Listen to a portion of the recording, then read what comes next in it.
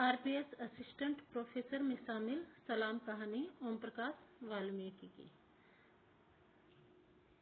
सलाम कहानी। शादी की रस्म पूरी होते होते रात के 2 बज गए थे। ज्यादातर बाराती सो चुके थे। गिने चुने लोग ही दूल्हे के साथ विवाह मंडप में मौजूद थे। कमल उपाध्याय अतिरिक्त उत्साह में हरीश के साथ हर जगह मौजूद था। घर परिवार के सदस्य की तरह सारी व्यवस्था कमल उपाध्याय की देखरेख में संपन्न हो रही थी। हरीश और कमल के संबंध ही कुछ ऐसे थे। फेरों से लौटकर वे बरामदे में ऐसी जगह तलाशने लगे जहां थोड़ी देर पीठ टिकाकर पांव सीधे किए जा सके। छोटे से बरामदे में एक साथ इतने सारे लोग गुड़मुड़ होकर सोए थे। ऐसी जगह नहीं बची थी कि खुलकर लेटा जा सके। कहीं बारात ठहराने के लिए स्कूल का बरामदा ही मिल पाया था। प्रधान जी ने स्कूल खोल देने की हामी तो भर दी थी, लेकिन ऐन वक्त पर हेडमास्टर कहीं रिश्तेदारी में चले गए थे। काफी भाग दौड़ के बाद भी चाबी नहीं मिली थी। आखिर हार कर बारात को बरामदे में ही ठहराना पड़ा था। स्कूल में जो हैंडपंप था, एक रात पहले किसी ने उसका हत्था और वाल्व भी खोल लिए थे। पीने के पानी का और कोई इंतजाम वहां नहीं था। बड़ी मुश्किल से 2 मिट्टी के घड़े ही मिल पाए थे। रोशनी के नाम पर भी सिर्फ अंधेरा ही था। सड़क के लैंप पोस्ट की हल्की पीली रोशनी बरामदे तक आकर अंधेरे में तब्दील हो गई थी। हरीश ने दूल्हेपन के भार को उतारकर दीवार के सहारे पीठ टिका दी। कमल के लिए जगह बनाते हुए बोला, थोड़ी देर कमर सीधी कर लो, थक गए होंगे। तुम्हें तो यहाँ काफी अटपटा लग रहा होगा। कमल ने मोजे और जूते सहेजते हुए कहा, रात भर की ही तो बात है, किसी तरह गुजर जाएगी। गांव के बारे में सिर्फ पढ़ा था, देखा आज ही है। कैसा लग रहा है? हरीश ने कमल को अपनी ओर खींचा। कैसा क्या? हालत दयनीय है। कितना धैर्य है लोगों में। कमल ने गहरी सांस ली। बरामदे के किनारे पर 2 बुजुर्ग अभी तक जगे थे। रुक रुक कर बातचीत कर रहे थे। हरीश और कमल की वार्तालाप सुनकर उनकी ओर मुखातिब हुए। उनमें से एक बोला, बेटे हरीश, तुम्हारा यह दोस्त पहली बार गांव आया है क्या? हाँ ताऊ जी, उत्तर कमल ने दिया। कौन बिरादर हो? बुजुर्ग ने बात आगे बढ़ाई। ताऊ, क्या इतना काफी नहीं है कि यह मेरा दोस्त है और मेरी बारात में शामिल है? हरीश ने नाराजगी व्यक्त की। बुजुर्ग किसी जमाने में अंग्रेज अफसर की सेवा टहल में थे। जब भी मौका मिलता दिखाने की कोशिश करते। मैंने कोई इंसल्ट बात कही है क्या जो बुरा मान गए? बुजुर्ग चुप हो गया। ताऊ जी, आपकी बात का बुरा क्या मानना? मैं ब्राह्मण हूँ और कुछ पूछना हो तो पूछिए। कमल ने विनम्रता दिखाई। बुजुर्ग ने कोई प्रत्युत्तर नहीं दिया। सो जाओ कमल, सुबह होने में अब ज्यादा देर नहीं है।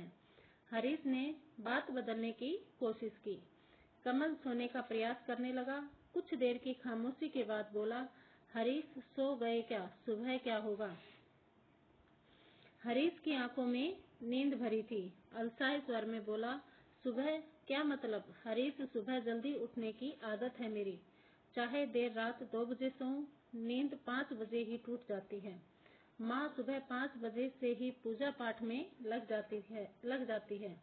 उनकी खटर पटर से मैं भी उठ जाता हूँ। बरसों से ऐसे ही चल रहा है। माँ सुबह सुबह चाय बनाकर मेरे हाथ में थमा देती है। अब तो ऐसी आदत पड़ गई है कि यदि 6 बजे तक चाय न मिले तो सिर भारी होने लगता है। कमल ने अपनी तकलीफ सुनाई। यहाँ सुबह सुबह 6 बजे चाय कहाँ मिलेगी? हरीश ने असमर्थता जताई। बुजुर्ग ने बीड़ी सुलगा ली थी, जो अंधेरे में चमक पैदा कर रही थी। कमल से बोले, बाबूजी, गांव के बाहर एक दुकान तो है, आप सुबह जाकर देख लेना, शायद मिल जाए। आपने देखी है दुकान? कितनी दूर है? कमल ने उत्सुकता दिखाई। पास ही है। शाम को मैंने वहां से बीड़ी का बंडल खरीदा था। सामने जो गली है उससे सीधे चलते जाना। गली खत्म होते ही सड़क है, वहीं पर एक दुकान है, बुजुर्ग ने बताया। सुबह उठते ही कमल चाय की तलाश में निकल पड़ा। गली लगभग सुनसान थी। इक्का दुक्का लोग अजीब सी बुक्कल मारे आ जा रहे थे। रात वाली चहल पहल कहीं दिखाई नहीं पड़ रही थी। खड़ंजे पर फिसलन थी। नालियों में बहते पानी से बचाते वह गली के मुहाने पर एक खुली और रेतीली जगह पर आ गया। सामने ही सड़क के पार एक छप्पर नुमा दुकान थी, जिसमें एक किनारे पर भट्टी बनी थी। भट्टी के साथ ही एक चबूतरा भी था, जिस पर लकड़ी के खोखे में पान, बीड़ी, जर्दा, तंबाकू की थैलियां रखी थी। साथ ही 2-3 बदरंग से डिब्बे रखे थे। भट्टी में सुलगते कोयलों से गहरा काला धुआं निकल रहा था, जिसका कसैलापन उसने अपने फेफड़ों में महसूस किया। दीवार पर किसी सीने तारिका का अर्धनग्न बदरंग कैलेंडर टंगा था, जो धूल और धुएं के हमलों से मटमैला हो गया था। भट्टी के पास ही एल्युमिनियम की एक बड़ी सी केतली रखी थी, जिसका रंग स्याह काला पड़ गया था। कुछ कांच के मटमैले गिलास, कप, प्लेटें और शीशे के जार में कुछ बिस्किट पड़े थे। भगोना बाहर से काला और भीतर से भूरा मटमैला दिखाई पड़ रहा था। आसपास मक्खियों के झुंड भिनभिना रहे थे। चबूतरे पर ही एक जर्जर सा बूढ़ा आदमी मैले चीकट कपड़ों में उकहू बैठा बीड़ी पी रहा था। उसके हाथ पैरों की नसें उभरी हुई थी, जैसे किसी ने शरीर का मांस उतारकर त्वचा हड्डियों से चिपका दी हो। पास ही एक पुरानी सी बेंच पड़ी थी, जिसकी हालत उस बूढ़े आदमी से भी बदतर थी। कमल ने बेंच पर बैठने की कोशिश की। बेंच चरमराई। किसी तरह अपने आप को बेंच पर टिकाकर कमल ने बूढ़े से कहा, चाय मिलेगी? मिलेगी, थोड़ा टाइम लगेगा। बूढ़े ने बीड़ी का आखिरी कस खींचा। कमल दुकान में रखी हर चीज को उत्सुकता से देख रहा था। उसके जहन में माँ का ख्याल आ गया। यदि इस समय घर में होता तो माँ गरम गरम चाय लेकर आती। चाय बनाते समय भी माँ कोई न कोई श्लोक दोहराती रहती है। धुएं का झोंका कमल के मुंह और आंखों में भर गया। उसने जेब से रुमाल निकालकर नाक मुंह पर रखा। कड़वाहट उसके भीतर समा गई थी। कितनी देर लग जाएगी चाय में? कमल ने जिज्ञासा की। बस अभी हो जाएगी, भट्टी सुलग रही है। बैठो आप, चाय वाले ने आश्वस्त किया। चाय वाला लोहे के सरिये से भट्टी में कोयले संवारने लगा। नए दिख रहे हो बाबूजी, कहाँ से आए हो? चाय वाले ने बात शुरू की। देहरादून से, कमल ने सहजता से कहा। उसका ध्यान सुलगती भट्टी पर टिका था। देहरादून का नाम सुनकर चाय वाला चौंका। देहरादून से तो कल एक बारात भी आई है, चाय वाले ने प्रश्न की तरह कहा। हाँ, मैं उसी बारात में आया हूँ। वह बारात तो चूहड़ों के घर आई है। चाय वाले की जिज्ञासा गोली में बदल चुकी थी। तो क्या हुआ? कमल ने सवाल किया। चाय वाला एकदम चुप हो गया था। उसकी चुप्पी ने कमल को संशय में डाल दिया था। चाय वाले के हाव भाव बदल गए थे। वह भट्टी के पास से हटकर इधर उधर के काम करने लगा था। कभी इस डिब्बे को उठाकर उधर रख रहा था, कभी मटके से पानी निकालकर कनस्तर में भर रहा था। भट्टी सुलग कर लाल लाल अंगारों में बदल गई थी। अंगारों से लपटें उठ रही थी, लेकिन चाय बनने के आसार दिखाई नहीं पड़ रहे थे। कमल का गला खुश्क होने लगा था। भट्टी तो धधक गई है, 1 कप चाय बना दीजिए, कमल ने शालीनता से कहा। चाय वाला अनसुना करके अपने काम में लगा हुआ था। कमल का धैर्य टूटने लगा। भाई, चाय बना दो। चाय वाले ने वहीं से जवाब दिया। तुझे यहाँ चाय ना मिलने की। चाय वाले की आवाज में रूखापन था, जिसे महसूस करते हुए कमल ने तीखेपन से पूछा, लेकिन क्यों? अभी थोड़ी देर पहले तो आपने कहा था चाय मिलेगी। कहा था, और अब कह रहा हूँ नहीं मिलेगी, चाय वाले ने कठोरता से कहा। कमल चाय वाले के व्यवहार से चकित था, फिर भी नम्रता से बोला, लेकिन भाई साहब क्या हुआ? क्या मैं पैसे नहीं दूंगा? चाय वाला उसके ठीक सामने तनकर खड़ा हो गया। दोनों हाथ कुल्हों पर टिकाकर सीना चौड़ा करते हुए बोला, यूं पैसे शहर में जाके दिखाना। 2 पैसे हो गए जेब में तो सारी दुनिया को सिर पे ठाए घूमो। ये शहर नहीं, गांव है। यहाँ चूहड़े चमारों को मेरी दुकान में चाय ना मिलती, कहीं और जाके पियो। कमल की नसें फड़फड़ाने लगी। उसने चाय वाले को आग्नेय नेत्रों से घूरा। आवाज में सख्ती भरकर बोला, चूहड़े चमारों को नहीं मिलती है तो किसे मिलती है? चाय वाला उसकी बात अनसुनी करके फिर अपने काम में लग गया था। कमल को वह असभ्य वनमानुष दिखाई पड़ रहा था। उसने साहस करके पूछा, तुम्हारी क्या जात है? चाय वाला भभक पड़ा। मेरी जात से तुझे क्या लेना देना? इस इब चूहड़े चमार भी जात पूछने लगे, कलजुग आ गया है कलजुग। हाँ, कलजुग आ गया है, सिर्फ तुम्हारे लिए। तुम अपनी जात नहीं बताना चाहते हो तो सुनो, मेरा नाम कमल उपाध्याय है। उपाध्याय का मतलब तो जानते ही होंगे, या समझाऊं? उपाध्याय यानी ब्राह्मण। कमल ने आंखें तरेर कर कहा। चूहड़ों की बारात में बामन, चाय वाला करकसता शहर में चूतिया बनाना। मैं तो आदमी को देखते ही पिछाड़ या पहचान लूं कि किस जात का है। चाय वाले ने सेखी बगारी। उनका वार्तालाप सुनकर राह चलते लोग ठिठक कर मजा लेने लगे। सुबह सुबह का वक्त था, देखते ही देखते लोग जमा हो गए। लोगों को देखकर चाय वाले की बुढ़ी हड्डियों में जोश आ गया, आवाज का तेवर चढ़ने लगा। बल्लू रांगड़ का रामपाल भी भीड़ देखकर ठिठक गया। माजरा क्या है जानने के लिए चाय की दुकान की ओर बढ़ा। बूढ़ा चाय वाला किसी शहरी को फटकार रहा था। रामपाल ने छूटते ही पूछा, चाचा कौन है यो? रामपाल को देखते ही चाय वाला और बिफर पड़ा। चूहड़ा है, खुद को बामण बता रहा है। जुम्मन चूहड़े का बाराती है। इब तुम लोग ही फैसला करो, जो यो बामन है चूहड़ों की बारात में क्या मूत पीने आया है? जात छिपा के चाय मांग रहा है। मैंने तो साफ कह दी, बुद्धू की दुकान पे तो मिलेगी ना चाय चूहड़ों चमारों को, कहीं और ढूंढ ले जाके। चाय वाले ने आसपास खड़े लोगों का समर्थन जुटाने की कोशिश की। दुबला पतला सा रामपाल सीकिया पहलवान था। गाल पिचके हुए, हड्डियां उभरी हुई, बारीक मूछें, तेल से चिकट बाल, कुल मिलाकर ऐसा हुलिया जिसे देखकर यह अंदाजा बिल्कुल नहीं हो सकता था कि इस 1.5 हड्डी के आदमी का गांव भर में दबदबा है। रामपाल को देखते ही खुसर पुसर एकदम शांत हो गई थी। कमल भी स्वयं को चक्रव्यूह में फंसा महसूस करने लगा था। उसने आसपास खड़े लोगों पर नजर डाली। उसने उनकी बात का विरोध करने के लिए मुंह खोला।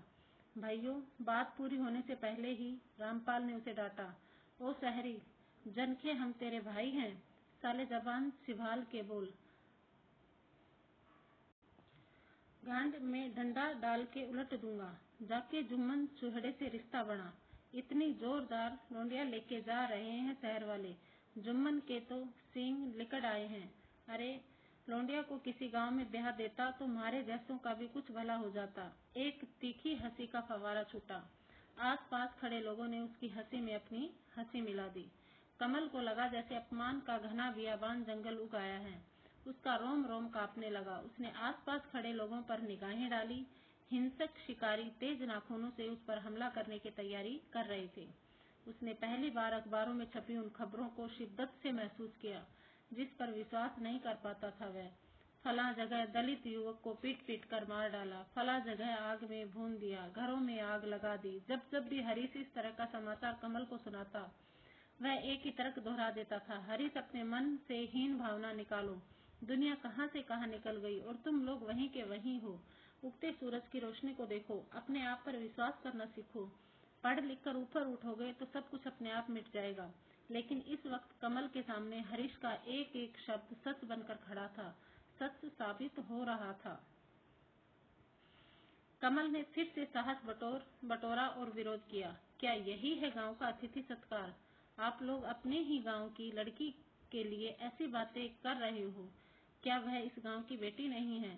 कमल आगे कुछ और बोलता उससे पहले ही रामपाल ने अपने वजूद से ज्यादा शक्ति से चीख कर बोला, जा चुपचाप चला जा, वरना एक भी जिंदा वापस ना जा सकेगा, ना वो लौंडिया ही जा पाएगी। कमल को धक्का देकर छप्पर नुमा दुकान से बाहर कर दिया रामपाल ने। कमल कोई बावेला खड़ा करना नहीं चाहता था। सीने में उठ रही ज्वार को उसने शांत रखा। उसे हरीश का ख्याल आ गया। वक्त की नजाकत भाप कर चुप रह जाना ही ठीक लगा। सड़क से उतरकर वह रेतीले रास्ते पर आ गया। उसकी रग रग में अंगारे दहक रहे थे। लड़कों का झुंड उसके पीछे लग गया था। वे कमल को चिढ़ाने का प्रयास करने लगे। चूहड़ा चूहड़ा चूहड़ा, वे जोर जोर से चिल्ला रहे थे। प्रत्येक शब्द नस्तर की तरह उसके जिस्म को चीरकर लहूलुहान कर रहा था। कमल लड़कों से बचकर गली की ओर लपका। तेज कदमों से लगभग दौड़ते हुए जनवासे में पहुंचा। उसकी सांस फूल गई थी। मूड बुरी तरह उखड़ा हुआ था। जिस्म पर अभी तक हजारों चींटियां रेंग रही थी। पोर पोर गर्म दहकते लावे सा जल रहा था। उसे देखते ही हरीश ने पूछा, क्या बात है? चेहरा उतरा हुआ है। कुछ नहीं, ठीक हूँ मैं। कमल ने गहरी सांस ली। कहाँ चले गए थे? बड़ी देर लगा दी। चाय का इंतजाम कराया है, बस तुम्हारा ही इंतजार था, हरीश ने कहा। कमल दीवार के सहारे टिककर बैठ गया, चुपचाप, जैसे विचारों की सुनसान पगडंडियों पर अकेला विचरण कर रहा हो। उसे इस तरह खामोश देखकर हरीश ने पूछा, क्या बात है? कुछ परेशान लग रहे हो? नहीं, कुछ नहीं, बस थोड़ा सिर भारी है, कमल ने टालना चाहा। उसके जहन में 15 वर्ष पुरानी घटना दस्तक देने लगी, जिसकी स्मृति मात्र ही उसके शरीर में एक लहर सी दौड़ गई। उस रोज कमल हरीश को पहली बार स्कूल से सीधा अपने घर ले गया था। पिताजी कहीं बाहर गए हुए थे। उसने अपनी माँ से हरीश को मिलाया था। माँ ने दोनों को खाने के लिए कुछ दिया था। हरीश ने पहला कौर उठाकर मुंह में रखा ही था कि कमल की माँ ने पूछा, बेटे तुम्हारे पापा क्या करते हैं? जी, नगर पालिका में सफाई कर्मचारी हैं, हरीश ने सहजता से उत्तर दिया। हरीश का जवाब सुनते ही कमल की माँ आग बबूला हो गई। कमल के गाल पर एक झन्नाटेदार थप्पड़ पड़ा था। पता नहीं कहां से इन कंजरों को पकड़कर घर ले आता है। खबरदार, जो आगे से किसी हरामी को दोबारा यहाँ लाया। कमल पर यह हमला अप्रत्याशित था। वह न रोया न कोई प्रतिरोध ही कर सका, सिर्फ फटी फटी आंखों से माँ के गुस्से से भरे चेहरे को देखता रह गया था। माँ ने हरीश को भी ढेर सारी गालियां देकर घर से भगा दिया। माँ की धुतकार फटकार से हरीश बुरी तरह आहत हुआ। उसे पहली बार लगा था कमल और वह दोनों अलग अलग हैं, दोनों के बीच कोई फासला है। उसे अपने पड़ोसी सुगना के शब्द याद आ रहे थे, बेटे बामन से दोस्ती रात नहीं आएगी। लेकिन हरीश ने सुगना की बात को कभी अहमियत नहीं दी। कमल उसके लिए अपना था, एकदम सगा, बल्कि अपनों से कहीं ज्यादा। इस घटना ने हरीश के मन पर कई खरोंचें डाल दी। हरीश के जाने के बाद माँ लगातार बड़बड़ाती रही थी। सारा घर दोबारा धोया गया था, गंगा जल छिड़ककर जमीन पवित्र की गई थी। कमल के बालमन में एक दरार पैदा हो गई थी। वह चुपचाप जाकर अपने कमरे में लेट गया था। ढेरों सवाल उसके मन को कचोट रहे थे। आखिर माँ ने ऐसा क्यों किया? क्या कमी है हरीश में? दिन भर उसने कुछ नहीं खाया था। रात में भी माँ ने बहुत समझाया था, ऊंच नीच बताई थी, फिर भी वह चुपचाप निर्विकार मुद्रा में बैठा था। माँ के सारे दांव उसे मनाने में हार गए थे। बेटे, इनके संस्कार गलत हैं, ये छोटे लोग हैं, इनके साथ बैठने से बुरे विचार मन में पैदा होते हैं। और भी कई बातें माँ ने बताई थी, लेकिन कमल के अनुभव इन सबसे भिन्न थे। माँ के तर्कों से जब वह उबने लगा तो आखिर उसने माँ से पूछ ही लिया, तुम कभी उनके घर गई हो, उनसे मिली हो? फिर कैसे जानती हो कि वे बुरे लोग हैं? माँ अवाक होकर कमल का चेहरा देखने लगी थी। कमल की आंखों में गुस्सा नहीं था, ऐसा कुछ था जो धीरे धीरे बर्फ की तरह पिघल रहा था, जिसे वह पकड़ना चाहती थी पर उसके पकड़ में नहीं आ रहा था। माँ ने हारकर एक समझौता कर लिया था, जिसकी जानकारी हरीश को कभी नहीं हुई। हरीश के खाने पीने के लिए कुछ बर्तन अलग रख दिए थे। तब से आज तक कमल एक ऐसी अंधेरी गली में चल रहा था जहाँ रोशनी का कोई कतरा दिखाई नहीं देता है। उसे हमेशा लगता जैसे वह हरीश से विश्वासघात कर रहा है। कमल को ख्यालों में डूबा देखकर हरीश ने उसे टोका, कहाँ खो गए? लो चाय पी लो। एक देहाती लड़का चाय के 2 गिलास थामे खड़ा था। कमल ने एक गिलास उसके हाथ से लिया। चाय की चुस्की लेते हुए कमल का बिगड़ा हुआ मूड बदलने लगा। चाय पीने के बाद सिर दर्द से भी थोड़ी राहत महसूस की उसने। सूरज सिर के ऊपर चढ़ गया था। शादी वाले घर में काफी चहल पहल थी। दोपहर के खाने में विशेष इंतजाम किया गया था। पास के कस्बे से नान और मीट बनाने के लिए कारीगर बुलाया गया था। एक मोटा ताजा बकरा काटा गया था। पके हुए मीट और गरम मसालों की महक पूरे आंगन में फैल गई थी। कुछ लोग सुबह से ही दारू पीने बैठ गए थे। काफी हो हल्ला होने लगा था। बच्चों की चिल्ल पौ अलग थी। बड़े बूढ़े हुक्के की गुड़गुड़ में अपने जमाने को याद कर रहे थे। औरतों की व्यस्तता कुछ अलग थी। हरीश की सास ने पुराने कपड़ों पर एक नई ओढ़नी डाल ली थी। दूल्हे को साथ लेकर उसे सलाम पर जाना था। हरीश के पिताजी कुछ परेशान दिखाई दे रहे थे। कमल ने परेशानी का कारण जानना चाहा तो वे टाल गए। सुबह से ही कुछ चल रहा था, जिसका थोड़ा आभास कमल को होने लगा था, लेकिन कोई भी उसके सामने खुलकर बात नहीं कर रहा था। हरीश के ससुर जुम्मन ऋषिकेश में सरकारी कर्मचारी थे। परिवार गांव में रहता था। पारंपरिक जीवन था। गांव के कई परिवारों में साफ सफाई का काम हरीश की सास करती थी। जुम्मन की बड़ी लड़की बाप के साथ ऋषिकेश में ही रहती थी, सरकारी मकान में। आस पड़ोस की देखा देखी जुम्मन ने उसे भी स्कूल भेज दिया। देखते देखते उसने हाई स्कूल की परीक्षा पास कर ली थी। साथ ही उसमें सुघड़ता भी आ गई थी। अच्छा परिवेश पाकर उसमें बदलाव आ गया था। गांव भर की लड़कियों से अलग दिखाई पड़ती थी। वैसे इस गांव की वह पहली लड़की थी जिसने हाई स्कूल पास किया था। जुम्मन की घरवाली जिन परिवारों में काम करती थी उनमें अधिकतर रांगड़ थे। गांव देहात के नियम कायदे के हिसाब से हरीश को सलाम के लिए विदाई से पहले रांगड़ों के दरवाजे पर जाना था। यह एक रस्म थी जिसे न जाने कितनी सदियों से निभाया जा रहा था। हरीश के पिताजी ने साफ इनकार कर दिया, हम सलाम पर अपने लड़के को नहीं भेजेंगे। रांगड़ परिवारों से कई बार बुलावा आ चुका था। बिरादरी के बड़े बूढ़े अपने अपने तर्क देकर ऊंच नीच समझा रहे थे। बाप दादों की रीत है, एक दिन में तो ना छोड़ी जावे है। वे बड़े लोग हैं, सलाम पे तो जाना ही पड़ेगा। और फिर जल में रहकर मगरमच्छ से बैर रखना भी ठीक नहीं है। और इसी बहाने कपड़ा लत्ता बर्तन भांडे भी नेक दस्तूर में आ जाते हैं। हरीश ने भी स्पष्ट तौर पर कह दिया, मुझे न ऐसे कपड़े चाहिए न बर्तन, मैं अपरिचितों के दरवाजे सलाम पर नहीं जाऊंगा। हरीश ने जब जब भी किसी दूल्हे या दुल्हन को इस तरह दरवाजे दरवाजे घूमते देखा, उसे लगता जैसे स्वाभिमान को चिंदी चिंदी करके बिखेरा जा रहा है। बाजे गाजे के साथ घूमता दूल्हा निरह जीव दिखाई पड़ता था। दामाद हो या नई नवेली दुल्हन, सलाम के लिए घर घर जाने का रिवाज है, जो हमने नए पुरखों ने बनाया था, जिसे इस तरह छोड़ देना ठीक नहीं है। गांव में रहना है, 10 जरूरतें हैं, जुम्मन ने जोर देकर कहा, जो समझे। हरीश ने तीखे शब्दों में कहा, आप चाहे जो समझे, मैं इस रिवाज को आत्मविश्वास तोड़ने की साजिश मानता हूँ। यह सलाम की रस्म बंद होनी चाहिए। सुनकर कमल हरीश की ओर बढ़ा। कमल को अपनी ओर आते देखकर हुआ था, हरीश चुप हो गया। हरीश का चेहरा तनाव से कसा हुआ था। क्या बात है हरीश, क्या कुछ मुझे भी तो बताओ, कमल ने जिज्ञासा प्रकट की। प्रत्येक कार्यकलाप में कमल हरीश के साथ था, घर से लेकर यहाँ तक, लेकिन इस वक्त वह अपने आप को अलग थलग महसूस कर रहा था। हरीश के पिताजी ने कमल के कंधे पर हाथ रखा। कुछ नहीं है बेटे, आप वहाँ बैठो। सामने आंगन में नीम के पेड़ के नीचे मैंने आपके लिए एक चारपाई डलवा दी है। आराम करो, जात बिरादरी की कुछ समस्याएं हैं, हम निपटा लेंगे। कमल को लगा जैसे वह सचमुच बाहरी व्यक्ति है। उसने कातर दृष्टि से हरीश की ओर देखा। हरीश ने आंखों के इशारे से शांत रहने के लिए कहा। कमल जाकर चारपाई पर बैठ गया। दोपहर होते होते बात पूरे गांव में फैल गई। जुम्मन के जवाई ने सलाम पर आने से मना कर दिया है। गांव के रांगड़ बल्लू रांगड़ की चौपाल पर जुटने लगे थे। ऐसा लग रहा था जैसे जोहड़ के पानी में किसी ने कंकड़ फेंक दिए हों। गोल गोल लहरें घूमकर किनारों तक फैल गई थी। रांगड़ गुस्से में फनफनाए घूम रहे थे।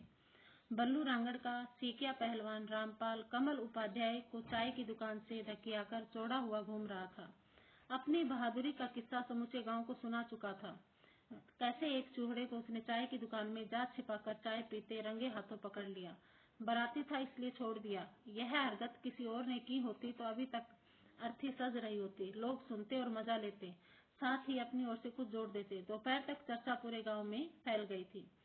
बल्लू रांगड़ हालात देखकर खुद जुम्मन के घर गया। आते ही उसने जुम्मन और उसकी घरवाली को मेहमानों के सामने ही फटकार सुनाई। जुम्मन, तेरा जवाई अब तक सलाम पर क्यों नहीं आया? तेरी बेटी का ब्याह है तो हमारा भी कुछ हक बनता है। जो नेक दस्तूर होता है वो तो निभाना ही पड़ेगा। हमारी बहू बेटियां घर में बैठी इंतजार कर रही हैं, उसे लेके जल्दी आ जा। जुम्मन ने सिर पर लिपटा कपड़ा उतारकर बल्लू रांगड़ के पांव में धर दिया। चौधरी जी, जो सजा दोगे भुगत लूंगा, बेटी को विदा हो जान दो। जमाई पढ़ा लिखा लड़का है, गांव देहात की रीत ना जाने हैं। तभी तो कहूँ जातकों यानी बच्चों को स्कूल ना भेजा करो। स्कूल जाके कौन सा इन्हें बालिस्टर बनना है, ऊपर से इनके दिमाग चढ़ जाएंगे। यो न घर के रहेंगे न घाट के। गांव की नाक तो तूने पहले ही कटवा दी, जो लोंडिया को 10वीं पास करा दी। क्या जरूरत थी लड़की को पढ़ाने की? गांव की हवा बिगाड़ रहा है तू। इब तेरा जवाई सलाम पे जाने से मना कर रहा है, उसे समझा दे सलाम के लिए जल्दी आवे। बल्लू ने फैसला सुनाया। जुम्मन ने गिड़गिड़ाकर रिरियात भरे शब्दों में कहा, चौधरी जी मेरी लाज रख लो, मैं तो थारा गुलाम हूँ। मेरा तो जीना मरना सब कुछ थारी ही गैल है। जो कहोगे करूंगा, बस करके बेटी को विदा हो जान दो, मैं थारे पाँव में नाक रगड़ूं। बल्लू रांगड़ गुस्से से फनफनाता चल दिया। जाते जाते चेतावनी देकर बोला, इन शहर वालों को कह देना कौवा कभी भी हंस न बन सके हैं। बल्लू के जाते ही कमल ने हरीश से पूछा, कौन था यह? इस तरह डरा धमका क्यों रहा था? हरीश ने चुप रहने का इशारा किया। सभी भय से सहम गए थे। बल्लू रांगड़ के जाते ही विदाई की तैयारी शुरू हो गई थी। जुम्मन ने जात बिरादरी की स्त्रियों को हिदायत दे दी थी, टीके की रस्म जल्दी निपटाएं, बिना हो हल्ले रांगड़ कभी भी रोला कर सकते हैं। शादी की सारी चहल पहल पल भर में सन्नाटे में सिमट कर बदल गई थी। इस सन्नाटे का शोर कमल उपाध्याय को बेचैन कर रहा था। उसका दम घुट रहा था। उसने हरीश की ओर देखा। हरीश की आंखों में आत्मविश्वास और स्वाभिमान के उगते सूरज की चमक दिखाई पड़ रही थी। दोनों ने एक दूसरे का हाथ गर्मजोशी से दबाया, आंखों ही आंखों में एक दूसरे को आश्वस्त किया। नीम के पेड़ पर हरी नरम पत्तियां हिल रही थी, मानो हौसला दे रही हूँ। जल्दी जल्दी बारात का खाना खिलाया गया। कमल और हरीश खाना खाकर नीम की छांव में पड़ी चारपाई पर बैठ गए। सामने दीवार की ओर मुंह करके 10-12 वर्ष का लड़का खड़ा था। उसके चेहरे पर गुस्से के भाव थे। उसे ढूंढते ढूंढते एक बूढ़ा आंगन में घुसा। उसके हाथ में नान और मीट था। दीपू, ओ दीपू, कहाँ है? ये लोंडा भी बहुत दिक करे है। चूहड़ों के घर पैदा होके बामनों से बोली बोले हैं। उसे दीवार के पास खड़ा देख उसने डांटा, तू यहाँ छुपा खड़ा है, मैं कब से तुझे ढूंढ रहा हूँ। ले रोटी खा ले देख कितना अच्छा मीट बना है। बूढ़े ने मनाने की कोशिश की। ना, मैं नहीं खाता, इसे खाए मेरा मूत, लड़के ने ऐठते हुए कहा। पर क्यों, क्या हुआ इसमें? बूढ़े ने तल्खी से कहा। मुसलमान के हाथ की बनी रोटूटी मैं नहीं खाता, लड़के ने दूर हटते हुए कहा। मुसलमान? कौन मुसलमान? वो जो गाड़ा वहाँ बैठा रोटी बना रहा है। लड़के ने रोटी बनाने वाले कारीगर की ओर इशारा किया। वो तो हिंदू है, चलकर देख ले। बूढ़ा उसे खींचकर ले जाने लगा। लड़का घिसटते हुए बूढ़े के पीछे पीछे जा रहा था। चीख चीख कर कह रहा था, नहीं, वह मुसलमान है, मैं नहीं खाऊंगा। हाथ की बनी रोटी मैं नहीं खाऊंगा। अबे उल्लू की दुम, एक बार चल के तो देख ले, फिर कहना। बूढ़ा उसे घसीटकर भट्टी की ओर ले गया, जहां नान बन रहे थे। लड़के की चीखने की आवाज लगातार आ रही थी। नहीं नहीं, मैं मुसलमान के हाथ की बनी रोटी नहीं खाऊंगा, नहीं खाऊंगा, नहीं खाऊंगा। कमल और हरीश फटी फटी आंखों से उस लड़के को देख रहे थे। कुछ देर पहले जगा आत्मविश्वास लड़के की आवाज में दबने लगा था। कमल और हरीश दोनों खामोशी के अंधेरे जंगल में भटक गए थे। उन्होंने एक दूसरे की ओर देखा और गहरी सांस ली।